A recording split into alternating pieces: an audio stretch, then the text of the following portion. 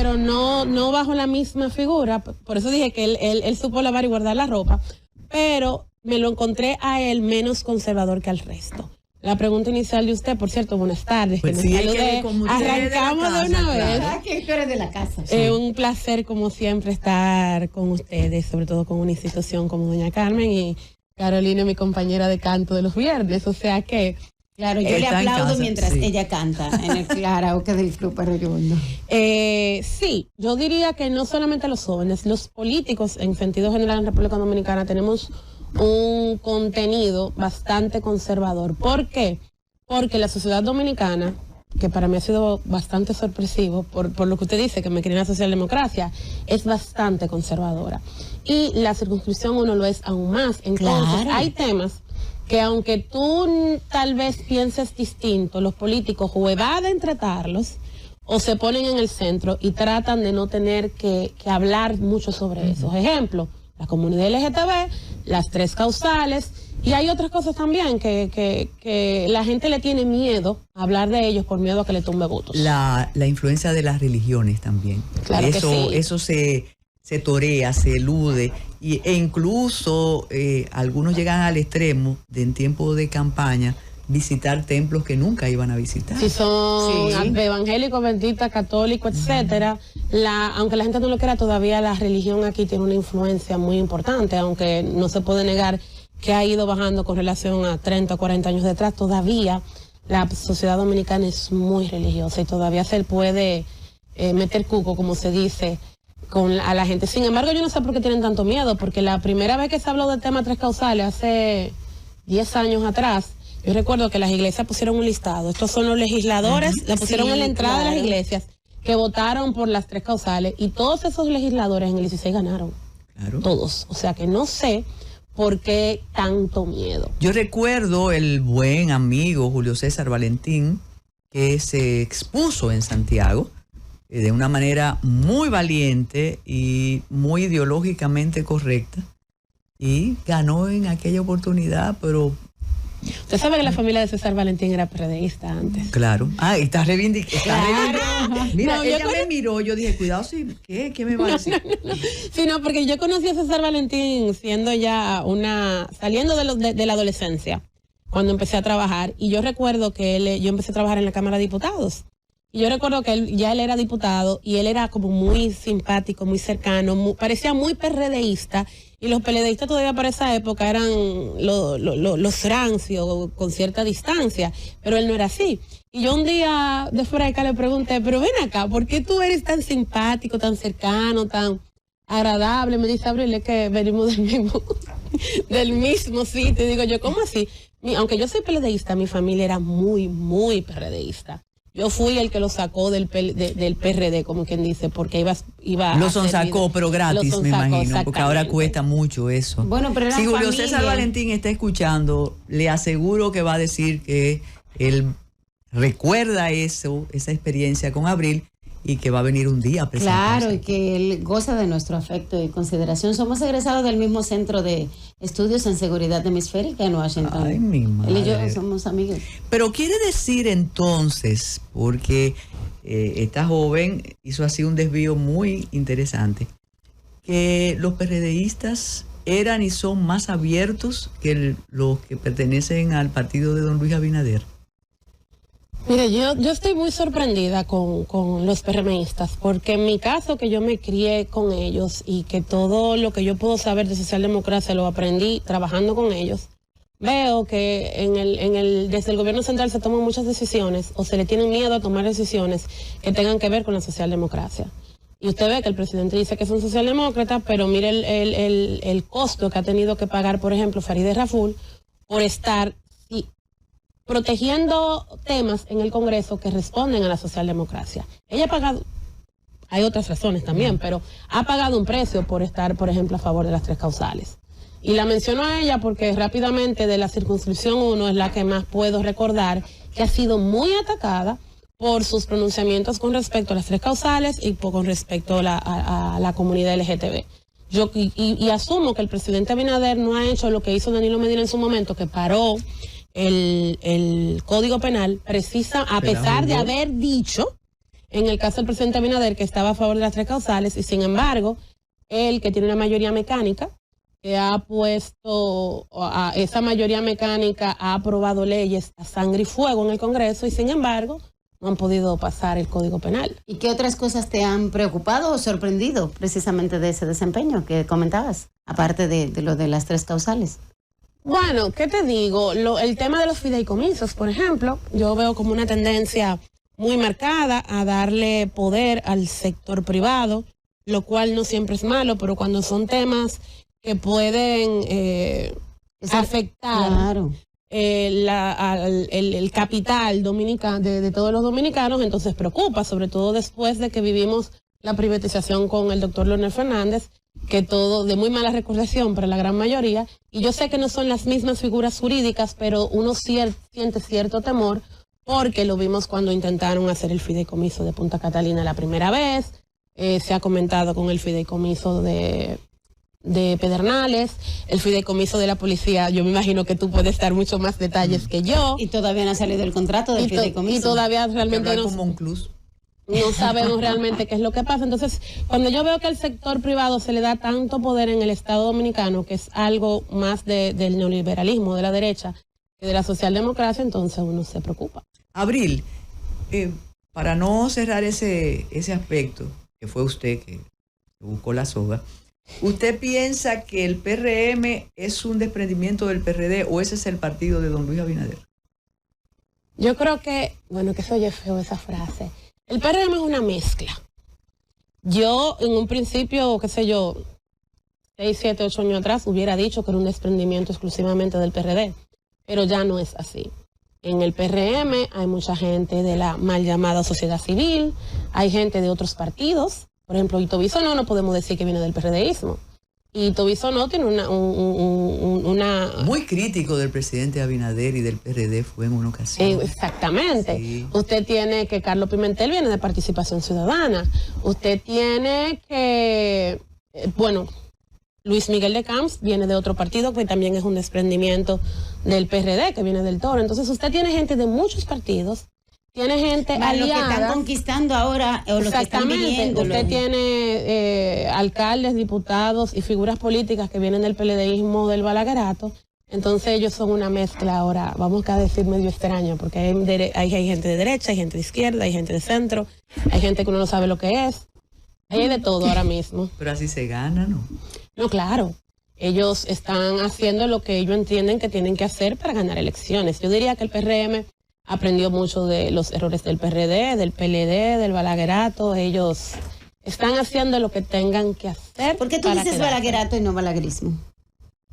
No sé. Le salió hoy día el ángel del doctor Balaguer. Ah, bueno, sí, es que hoy por el día de su natalicio. Hay algunos dirigentes, tanto en el PRD como en el PRM, que uno nota por lo que escriben, por lo que dicen, que tratan de mantener una independencia, una de criterio, una autonomía de criterio. Pero entonces tú dices, ¿se quedan, no se van? ¿Dónde está la vida partidaria? Usted tiene unas posiciones muy, muy suyas, muy ideológicamente al margen de algunos compañeros y compañeras en su partido. Y siempre, como cuando se es funámbulo, yo la leo y digo, ¿se va o no se va? ¿Se queda o no se queda? Y pienso que como en el circo debe haber una malla esperándola.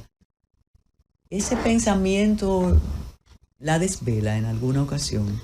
¿Irme o no irme? No. Yo nunca he tenido intenciones de irme del PRD. La independencia de criterio, yo creo que incluso eso no me ha dejado crecer mucho políticamente, porque los políticos y los grupos de poder en los partidos quieren una persona que sea yes man, y yo no puedo ser yes man. Si mañana el ingeniero se pone en contra de las 3 causales, yo voy a estar a favor de las 3 causales. Si mañana él quiere aprobar que se venda o se dé un contrato de una zona protegida, por poner un ejemplo extremo, que yo no estoy de acuerdo, yo voy a decir no estoy de acuerdo.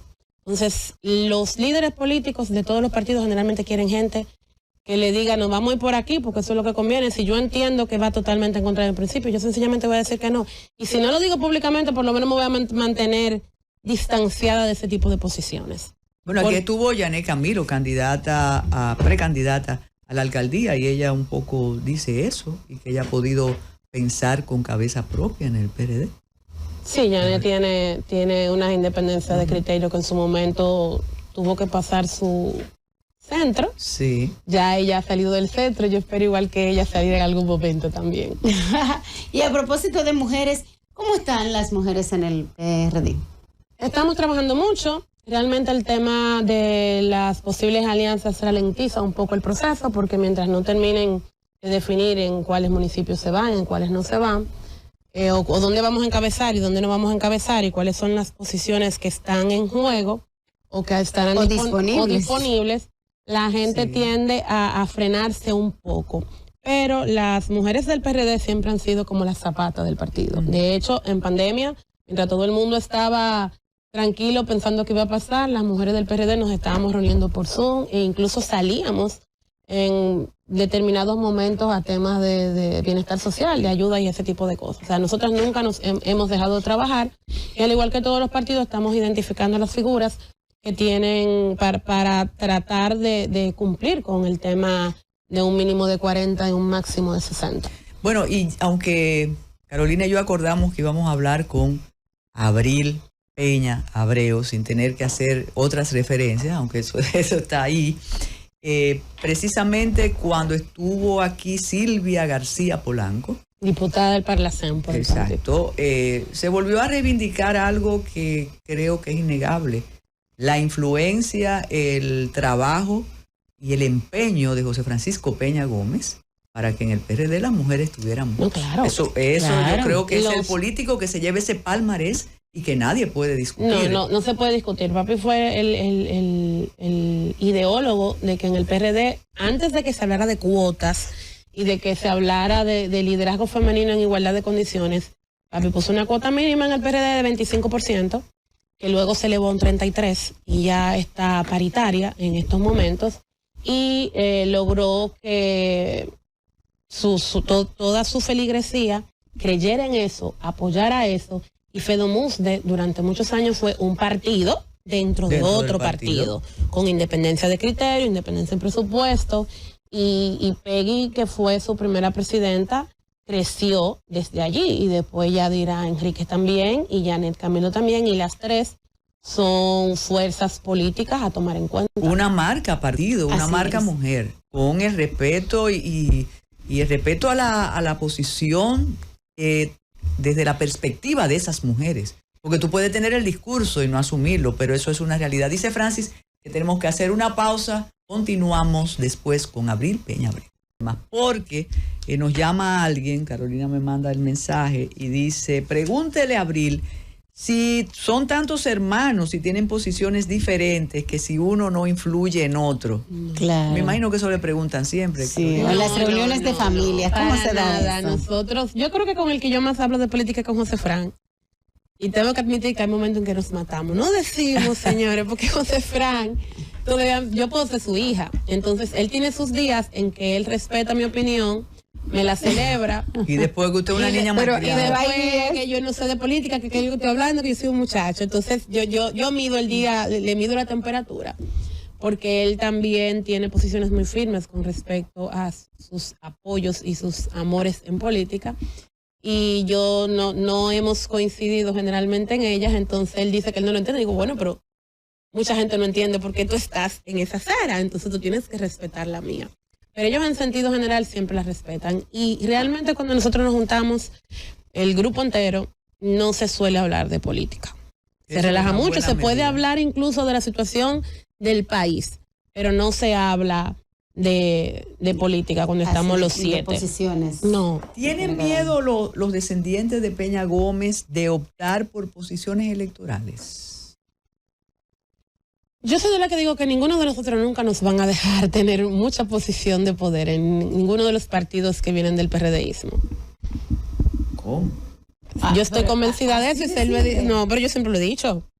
Yo creo que hay cierto temor, porque hay que admitir que cuando uno va a un barrio, la gente me quiere, pero no es Abril que quieren, es a papi que quieren. Y para muchos eso es como una especie de ventaja competitiva. Entonces, ellos te quieren lo suficiente para tenerte en los partidos y sumar esos votos del peñagomismo, pero no tanto como para que tú te puedas volver una competencia a futuro. Así es que yo lo veo y pues la gente podría estar equivocada. Yo sé que la gente cree que los Peña no trabajamos en política, pero yo estoy haciendo política desde los 17 años. Y yo le estoy haciendo, o sea, política activa, porque en política yo he estado toda mi vida, pero política activa de tener responsabilidad, de hacer comité de base, y yo empecé desde abajo. Yo empecé a caminar, yo estaba en la C1, que era esa zona de Piantini y Naco, y todavía yo recuerdo mi primer recorrido con el que en aquel entonces era el equipo de Orlando Jorge, que eran Yayo, Francis, Amin, Luz Estrella, los PRMistas sabrán de quiénes estoy hablando. Y me acuerdo como ahora que cayó un aguacero y su madre, que tuvimos que quedarnos en un parqueo de una casa que nos hicieron el favor, porque nadie sabe lo que es hacer señor un cara a cara en una zona de clase alta. Usted no le abren la puerta, usted no lo dejan entrar, o sea, es muy difícil en las zonas popis, como dicen muchos, hacer política, y estamos hablando de hace 20 años, o sea que el tema... Mira, el perfil de ustedes, pero me llama la atención la sinceridad, casi la crudeza que usted ha tenido exponiendo eso. Tony lo va a llamar, y José Fran, ¿cómo tú dijiste eso? El que no nos van a dejar. Ajá. Pues yo no estoy de acuerdo. Pero esa es mi posición. Ellos dicen que no, pero digo yo, bueno, para muestra un botón. Todos sabemos la que hemos pasado en nuestros partidos. Y me gusta también la historia de militancia, porque pueden creer que usted llegó de la cuna ahí. Y eso que usted dice, lo escuché de parte de ese grupo que usted menciona. Y uno no lo creía porque son muchachos y muchachas con un perfil que podían subir al penthouse, pero que va. No, para nada. Aquí, eso es difícil. Primero, entonces el segundo fue, creo que se llama La Yuca, ese sector, el que está por donde vivía don Salvador Reblanco. Claro, ahí hay un bolsón de pobreza. Claro. Y nosotros, ese fue como mi segundo recorrido. Después de eso yo fui a Pedro Brán. Y hice mucha política en Pedro Brán porque yo me crié ahí como hasta los 10 años y mantengo todavía allí un equipo político. Y después entonces ya ha sido en la circunscripción 2. Pero todos y cada uno de nosotros ha tenido que caminar mucho y guayar mucho en nuestros partidos políticos. Aunque la gente entienda tal vez que uno tiene facilidades, la mayoría de nosotros ha tenido que trabajar para demostrar que somos algo más que los hijos del doctor Peña Gómez. Bueno, yo quiero aprovechar para hacerte una pregunta que no tiene nada que ver con eso. Tu nombre, para cualquier dominicano, tiene una significación Revolución de Abril. Y para ella también. Sin embargo, cuando te toca salir del país, y con todas las veces que has salido, la gente que te pregunta de tu nombre, ¿qué les dices? Ya hay muchas Abril. Cuando yo nací casi no habían, o no habían. Yo creo que nada más conozco una, se llama Abril Troncoso, que somos contemporáneas. Es la esposa de Cayuco, el artista plástico. Pero Porque ha indagado. yo la encontré un día en redes sociales, Sí, ya hay yo más. fui al municipio donde yo vivo una vez, estaba buscando el B&B y casualmente caí en casa de ella. ¡Wow! Sí. Y hola, me llamo Abril y yo Abril. Mucho gusto. Y entonces, exactamente, pues de esas cosas, diosidencias de la vida. Y Qué recuerdo que emoción. terminé dando entrevistas ese día. Cuando yo me levanté al otro día, ellos habían llamado varios periodistas y medio fin de semana fue dando entrevistas. Interesante. Sí, de esas cosas que pasan. Pero Abril no es solamente por la Revolución de Abril. Mi mamá también era política, pero a mi mamá le gustaba mucho Dani Rivera. Y Acuérdate de Abril. Acuérdate de Abril, recuerda. Esa es una ve. primera parte. También está la parte revolucionaria, como es lógico. Y después está la parte romántica de que ellos empezaron a salir en abril. Entonces, ¡Wow! Pero son primicias. eso es una combinación Hermoso. hermosa de mi nombre, realmente. Sí. Y déjeme decirle, hace muchos años, y si Luz María Abreu allá en Constanza está escuchando, hacíamos un trabajo para restablecer una cañada que había en el Simón Bolívar. Y nos sorprendió la cantidad de Abril que había en esa zona. Sí, hay muchas abriles. Ya. Sí. A veces yo escucho, estoy en un sitio y dicen abril y yo... Ajá. Y el origen era precisamente la guerra. La guerra de abril, sí. Podían ser nietas o hijas de personas que participaron, porque como Que les todo, marcó. también los heroísmos abrileños se han quedado en un grupo, pero el pueblo participó. Usted estaba diciendo hace un minuto que mis escritos a veces como que confunden, Sí. y la gente no sabe como en qué parcela identificarme, porque estamos muy acostumbrados a políticos que ven las cosas blanco y negro, y el que no está conmigo siempre está mal. Yo no soy así. Si hay una cosa que está bien, está bien. Pero es curioso que usted pueda pensar que yo estoy un poco tendenciada, por decirlo de alguna manera, porque yo tengo muchos amigos en el PRM que cada vez que yo escribo me llaman, pero muchachi, ¿qué fue lo que te hicimos? Y digo yo, pero cuando yo escribo Siempre bonito... preguntan así ellos, estoy oyendo las voces de algunos Exactamente. amigos. Sí. Entonces, cuando yo escribo algo que se puede decir que es a favor o No te felicito, llama nadie. no, ahí ellos no lo ven así.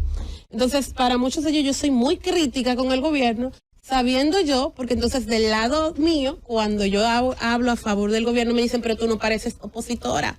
Tú no puedes escribir eso porque tú eres opositora. Pues logró el equilibrio. Bueno, Eso es perfecto. eso es lo que yo quiero, pero yo quiero que del lado de la derecha y de la izquierda lo Lo entiendan. reconozcan. Claro, eso claro. también. Que la periodista es una cosa y la política es otra. Quedó en el aire algo con las opciones por voto. Usted nunca se va a decidir por una regiduría, una diputación. No. Después del trauma anterior. Después del trauma Eso. anterior, bueno, los que no lo sabían, yo aspiraba primero a diputada por la circunscripción 2 para el 2020. Con el tema de las alianzas, entonces originalmente iba a quedar una sola diputación en mi demarcación y era masculina. Entonces se me pidió bajar a regidora y yo acepté. Pero entonces mi candidato en ese momento renunció 10 días antes y yo no nos pudimos presentar. Porque ahora yo no aspiro, porque la política se ha vuelto tan... Y eso se olvidó, esa renuncia. Sí, no, Sí, porque sí, este sí. país no tiene memoria. Tuvo un problema incluso electoral para las boletas, la impresión, pero hay personas que se les perdona todo. Sí, hay gente que tiene suerte, Ujú. que caen simpáticas. Sí. Siga. Entonces, En la política se ha vuelto tan cara, y para las mujeres más cara aún, que realmente para mí en este momento enfrentar una candidatura de millones de pesos era imposible. Entonces yo diría que más que todo es un tema económico. Las candidaturas cuestan y mucho. yo decía que lo diferente en este momento es que ya se admite que es con dinero que se gana y yo no lo No, pero quiero claro. creer. Yo quiero tener Le voy a la... hacer un simple Nos ejercicio resistimos. matemático, sencillito. El sábado el PRD tiene una actividad. Y como es lógico, yo soy presidenta de FEDOMUS en el Distrito Nacional. Las mujeres del Distrito Nacional tienen que participar.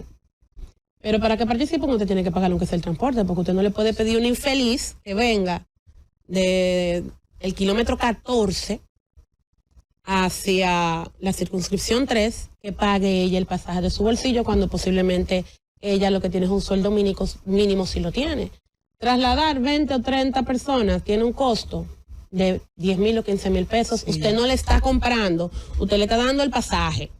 Y solamente trasladar 20 personas, 30 personas son 15,000 pesos, 20,000 pesos. Porque entonces ya... La usted ya- logística electoral la cuesta. logística Eso- electoral cuesta. Eso es Los cierto. banners cuestan, la publicidad cuesta, las fotos que usted se toma cuesta, el que le maneja sus redes sociales Y cuesta. además te la quieren cobrar más caro porque es Porque para tú eres política. Sí. Eh, es la así. publicidad es más. Un ejercicio sencillo, usted hace una reunión en un barrio cualquiera, usted alquila 50 sillas, usted busca una persona para que le sirva el café a la gente, le ponga y le quite la silla, le maneje el micrófono si lo haya. En esa actividad, a 50 personas se le van 3,000 o 4,000 pesos. Cuando usted hace 5 o 6 en un día, estamos hablando de 20 o 30,000 pesos. Y cuando usted prorratea eso al año, estamos hablando de millones de pesos.